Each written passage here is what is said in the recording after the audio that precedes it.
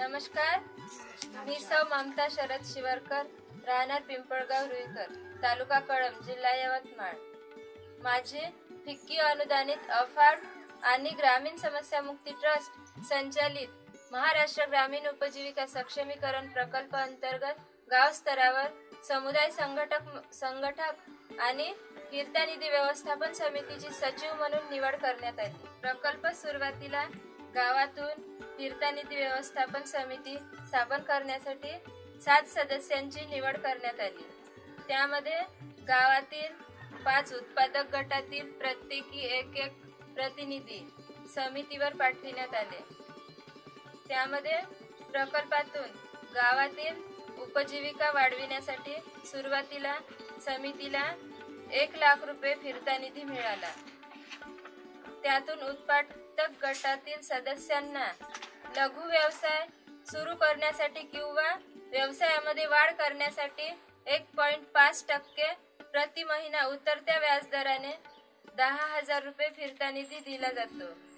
परिणामतः माझ्या गावामध्ये आतापर्यंत 24 जणांनी फिरता निधी घेऊन कुणी बकरी पालन, गांडूळ खत निर्मिती, 2 व्हीलर दुरुस्ती, खेळणी व्यवसाय, बांगडी व्यवसाय व भाजीपाला इत्यादी व्यवसाय सुरू केले। फिरता निधी घेतलेल्यापैकी 100% जण नियमितपणे परतफेड करत आहे।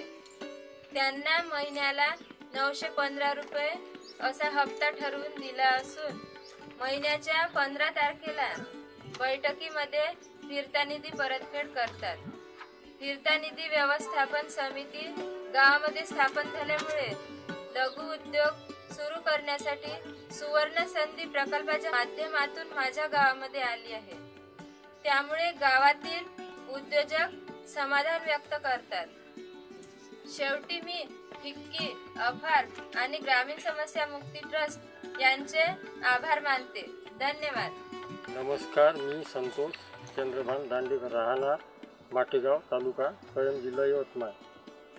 फिक्की विस्तृत अफाम संस्था आणि ग्रामीण समस्या मुक्ती ट्रस्ट संचालित महाराष्ट्र ग्रामीण उपजीविका सक्षमीकरण प्रकल्प माझ्या माटेगाव गावात मागील 2 वर्षापासून सुरू आहे। प्रकल्प अंतर्गत फळबाग क्षेत्र वाढीसाठी प्रयत्न करण्यात आले। त्यामुळे शेतकऱ्यांना प्रकल्प कार्यकर्त्यांची तांत्रिक मार्गदर्शन केले आणि त्यामधील अर्थकारण समजून दिले। त्यानंतर मी शेतामध्ये फळबागमध्ये पपई या पिकाची लागवड करण्याचा निर्णय घेतला। त्यानंतर प्रकल्पामधून मला तायमान 786 या जातीचे पपई रोपे मिळाले। त्यानंतर गांडूळ खत, बुरशीनाशके आणि सूक्ष्म अन्नद्रव्ये मिळाली। तसेच वेळोवेळी पपई पीक व्यवस्थापन मार्गदर्शन मिळाले।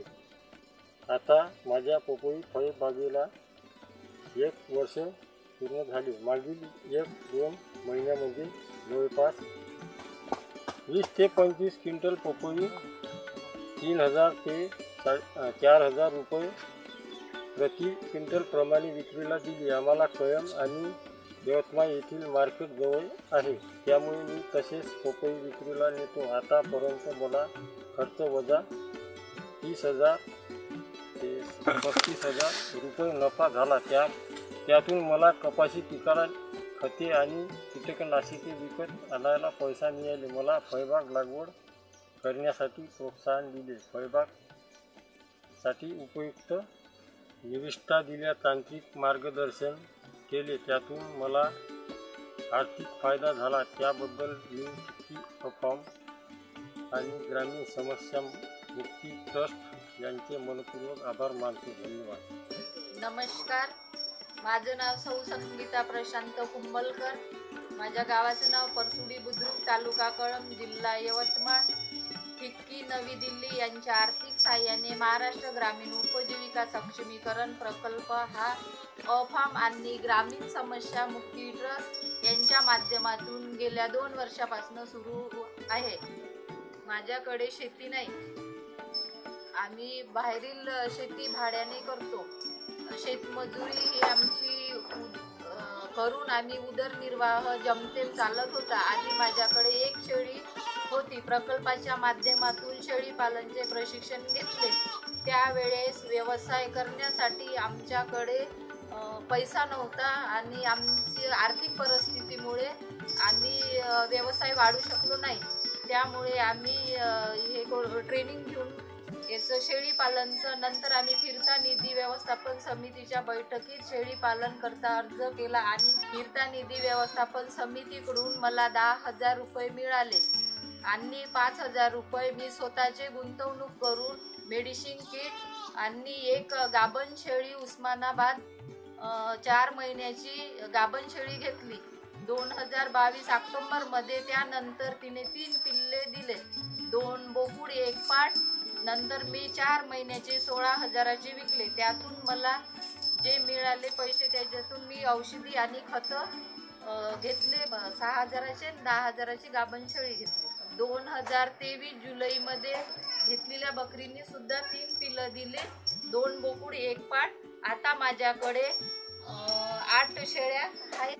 महाराष्ट्र ग्रामीण उपजीविका सक्षमीकरण प्रकल्प अंतर्गत मुळे माझा खूप फायदा झाला आणि माझ्या कुटुंबाचा पण फायदा झाला. धन्यवाद.